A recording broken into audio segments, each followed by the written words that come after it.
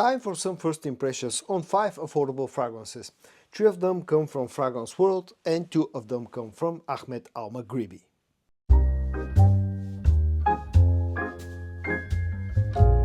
Hello friends, I'm George, the nice smelling gentleman.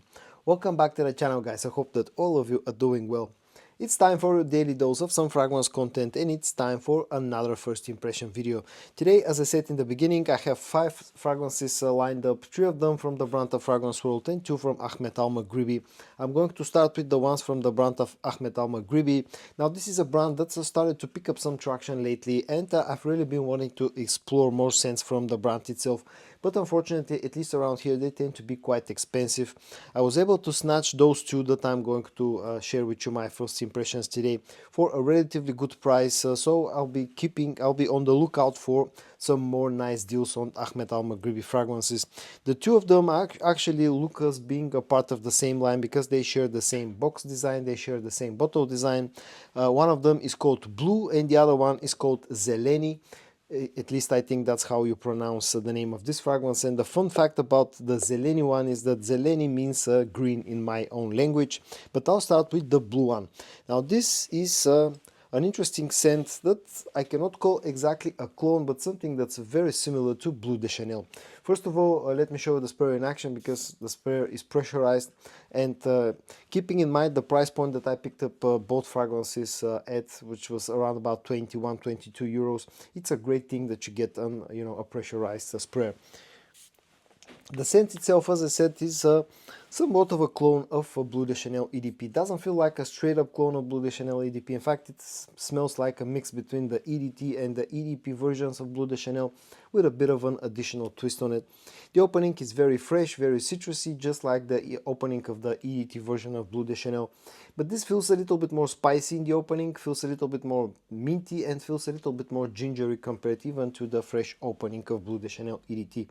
But unmistakably, if you are familiar with the way that the Bleu de Chanel line of fragrances smell, you'll immediately pick up that Blue by Ahmed has been inspired by Bleu de Chanel, and even down to the name itself.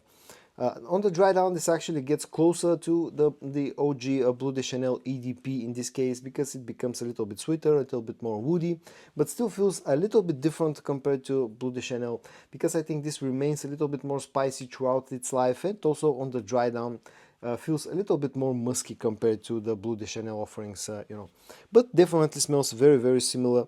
Now, of course, this feels a little bit rougher compared to Bleu de Chanel, which is to be expected because this costs way less, I don't know, 20% of the price of the original scents themselves. But it smells really nice in the air. It smells it has this very pleasant, blue type of scent that's very masculine. It's very versatile. And I've given this only 1 wear so far, but also seems to have quite adequate performance, at least on par with what you get from Bleu de Chanel, which all fragrances in that line have never been known to be a great performance. And this seems to be a really nice offering from the brand of Ahmed Al Maghribi, Blue. Now moving on to the second Ahmed Al Maghribi fragrance, which is called Zeleny. As I said, this basically means green in my language, and in fact the fragrance itself smells quite green, to be honest, which is an interesting fun fact.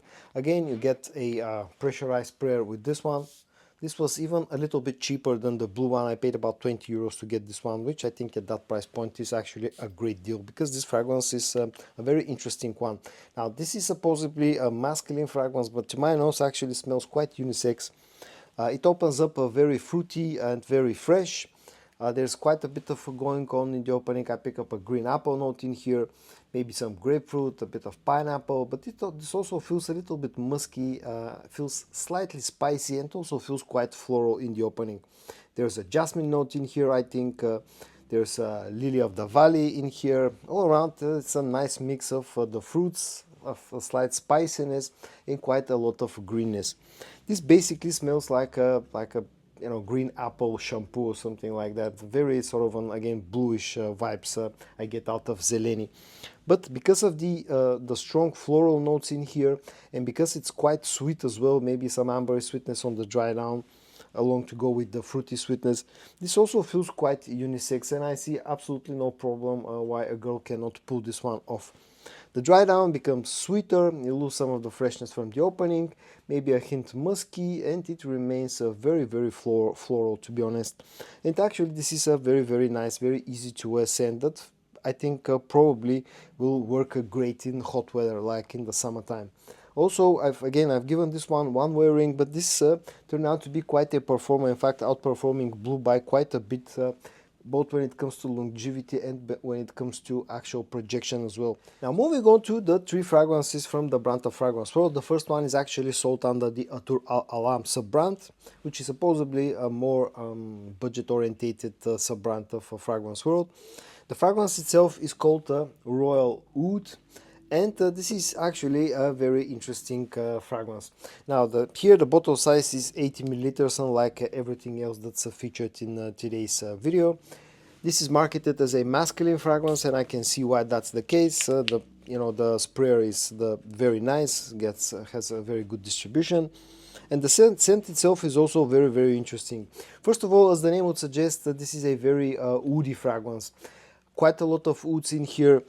Maybe a bit of something like agar oud note or something like that. That doesn't feel skanky or animalic. In fact, it feels quite soft and civilized in a way.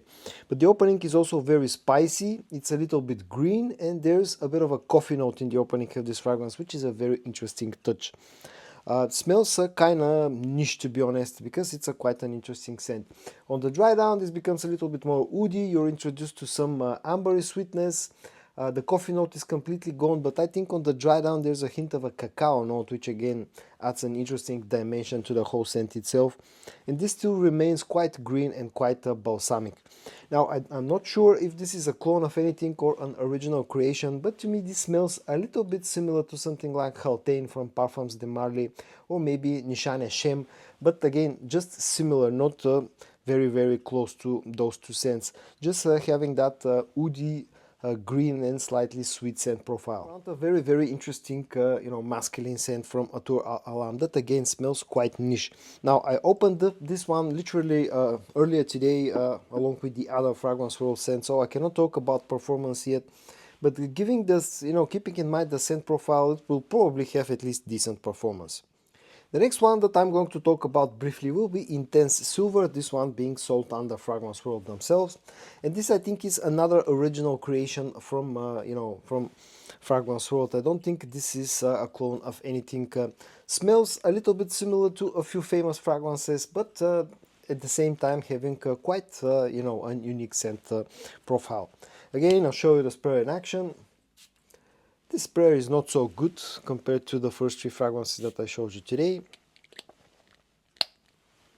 And now the scent itself, this fragrance has a very interesting opening. It feels fresh, there's definitely a bit of citruses in here, there's a bit of maybe some other fruity sweetness, maybe again something like a green apple note.